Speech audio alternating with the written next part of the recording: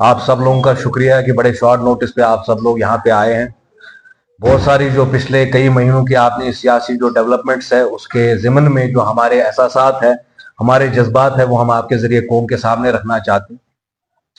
आप सब लोग वाकिफ हैं, कल पार्लियामेंट में भी इस मौजू पे बड़ी बात हो चुकी है कि भाई किस तरह मुसलसल यहाँ के जो असेंबली इलेक्शन है उनको डिफर किया जा रहा है, डिस्पाइट द फैक्ट कि सुप्रीम कोर्ट ने ये ऑर्डर पास किया 30 सितंबर 2024 को। एक कॉन्स्टिट्यूशनल बेंच का ऑर्डर है कि भाई जम्मू कश्मीर में 30 सितंबर से पहले इलेक्शन जो है उनको मुनक्कद किया जाना चाहिए, और अभी भी हमें पता नहीं है कि गवर्नमेंट ऑफ इंडिया किस रीजन से इस इलेक्शन को डिले कर रही है। आप जानते हैं हरियाणा और महाराष्ट्र के जो इलेक्शन है वो अक्टूबर में होने वाले हैं। इसी तरह जो झारखंड का इलेक्शन है वो नवंबर दिसंबर में होने वाला है। अब मुझे मालूम नहीं है, जब डीडीसी के इलेक्शन हो सकते हैं, बीडीसी के इलेक्शन हो सकते हैं, हमें पता है डीडीसी काउंसिल के जो इलेक्शंस थे वो 2020 में हुए, पार्लियामेंट के इलेक्शन अभी 2024 में हुए। कभी ये मिलिटेंसी का रीजन लेकर, कभी लॉ एंड ऑर्डर की कोई सिचुएशन का बहाना बना के कब तक बीजेपी इस इलेक्शन से भागने वाली है, ये सवाल हम वक्त की हुकूमत से करना चाहते हैं, नरेंद्र मोदी से करना चाहते हैं, एनडीए हुकूमत से करना चाहते हैं कि क्या जम्मू कश्मीर के जो लोग हैं, जो आइन में कॉन्स्टिट्यूशनल राइट्स है, क्या वो हक जम्मू कश्मीर के लोगों का नहीं है? क्या इनका हक नहीं था कि यहां का जो बजट है वो यहां की लेजिस्लेटिव असेंबली में जो है वो डिस्कस किया जाए? कब तक ये डिसएनफ्रेंचाइज करते रहेंगे जम्मू कश्मीर के लोगों को? कब तक ये जम्मू कश्मीर की जो आवाम है उसको कमजोर करते रहेंगे? ये जो सिलसिला है इतनी ज्यादा ऑपरेशन का जो हमने बिलखसूस 5 अगस्त 2019 के बाद देखा है, ये सिलसिला आखिर कब खत्म होगा? दूसरी बात जो हम दिल्ली वालों से कहना चाहते हैं, जो बाबू राज इन्होंने हम पे मुसलत किया है, जिस तरह की बर्बरियत आज जम्मू कश्मीर में हो रही है। कुछ दिनों पहले आपने देखा कि पटन में चैनबल में क्या हुआ, सोपोर में क्या हुआ। पीने के पानी के लिए, बिजली की बिलों के लिए लोग जो है वो सड़क पे जो है सरापा एहतजाज हो रहे हैं।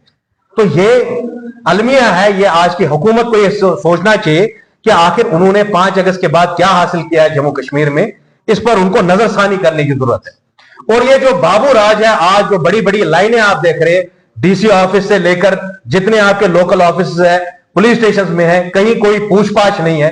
पीने के पानी की किल्लत है आज जम्मू कश्मीर में। यह बात मैं कुछ आदाद शुमार आपके सामने रखना चाहता हूं। 35% रिडक्शन है in the flow of river Jhelum, which is the arterial river in Jammu and Kashmir. अभी जो हीट वेव चल रही है, जनवरी 1 2024 के बाद 27% जो है रेनफॉल डेफिशिएंसी है। मैं ये वक्त की हुकूमत से पूछना चाहता हूं, जितने हमारे नदी नाले हैं ये सूखते जा रहे हैं, पानी की इतनी ज्यादा किल्लत है, चाहे वो कुपवारा में हो, श्रीनगर के मजाफात में हो, श्रीनगर के इलाका जात में हो, आखिर ये बारिश के लिए दुआ करने के अलावा डिपार्टमेंट और हुकूमत क्या कर रही है वो इस पर हमें जवाब दे दे।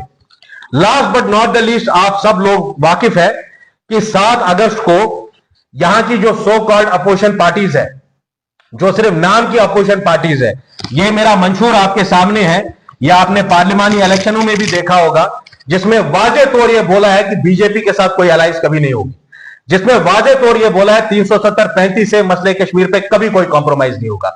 तो फारूक अब्दुल्ला साहब को 40 साल क्यों लगे एक मैनिफेस्टो इजरा करने में? ये जो यहां की, ये मुझे माफ करिएगा, बड़ी माजरत से मैं ये बात कहता हूं, मीर सादिक मीर जाफरों की जमातें हैं जो कभी गुपकार बना देती है, कभी कोई और अलायंस बना देती है, और फिर 4 इलेक्शन से पहले हमने देखा कि पीएचडी का क्या हुआ। अब जो ये नया इन्होंने एक मजमुआ शुरू किया है जो 7 अगस्त को मिलने वाला था, वैसे तो वो मीटिंग पोस्टपोन हो गई है। This is a question I want to ask the people of Jammu and Kashmir, how long are you going to be fooled by these local collaborators, चाहे वो फारूक अब्दुल्ला हो, पीडीपी हो, बाकी जमातें हो। खुदा रहा फारूक साहब और उनकी जमातें मेरे को ये जवाब दे दे, कल तक अल्ताफ बुखारी को आप बी टीम बोलते थे, सजाद लोन को आप बी टीम बोलते थे, तो फिर आपने 7 अगस्त की मीटिंग में उनको इनवाइट क्यों किया? या तो इस हमाम में सब एक जैसे हैं, या तो आप कुछ है जो जिसकी पर्दादारी है। मुझे फारूक साहब ये बात बता देते, आज तक पता नहीं है हमें इलेक्शन से एन पहले गुपकार अलायंस खत्म क्यों हो गई। पीएचडी को मैंने भी सपोर्ट किया, मैं आज भी बोलता हूं 370 पे कोई कॉम्प्रोमाइज नहीं होगा। मैं तो बी टीम नहीं हूं, ना मुझे दिल्ली ने बनाया ना मुझे इस्लामाबाद ने बनाया। The thing that he did with Altaf Bukhari and Sajjad Loon, he will not be able to do it with me. Very resolutely I am asking Farooq Abdullah, how long is this dirty business going to happen? आप election से fill पहले दिल्ली में जाके सजदा कर लेते BJP के सामने 3 सीटों के लिए। अच्छा हुआ कि रशीद साहब ने आपकी जो मजा चखाया आपको नॉर्थ कश्मीर में, वो एक सबक है आप लोगों के लिए। आप अब बोल रहे हैं कि हम सब एक बैठ जाएंगे, फिर अभी असेंबली इलेक्शन होगा, फिर ये शिगाफ डाल देंगे हमारी कौम में। तो कौम को ये बात समझने की जरूरत है, we need a credible political alternative. वो लोग हैं जो तैयार जेल जाने से डरेंगे नहीं, वो लोग हैं जो आज भी मसले कश्मीर की बात जो है वो डंके की चोट पे रखेंगे। हम किसी यूएपीएस से डरने वाले नहीं है, हम किसी पीएसए से डरने वाले नहीं है। Time has come, people of Jammu and Kashmir make this hard decision. We need credible political outfits.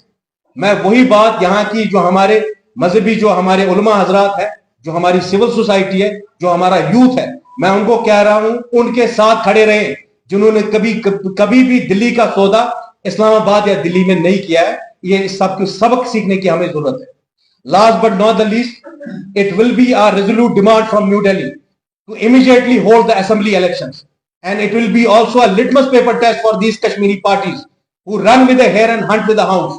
कि जमाना आपका फैसला करेगा कि एक वक्त आप बुक्कार बनाते फिर इलेक्शन से पहले इसको डिसॉल्व कर लेते। ये सब ड्रामेबाजी अब यहां चलने वाली है। बहुत बहुत शुक्रिया। अगर किसी का जो है बड़ा दुरुस्त है, मेरी फिरदौस साहब मुनाफिकत से मैं परहेज करता हूँ। मुनाफिकत से मुझे बड़ा बड़ा रंज और गुस्सा आता है इस बात पे कि भाई जिन लोगों को कल तक आपने सारी जमाने में बदनाम किया, और Altaf Bukhari is more credible than Farooq Abdullah. I have no association with either Farooq Abdullah और अल्ताफ बुखारी। अल्ताफ बुखारी बीजेपी के साथ थे, मगर कम से कम उनमें इतनी सदाकत है, वो ओपनली बोलते हैं मैं बीजेपी के साथ हूं।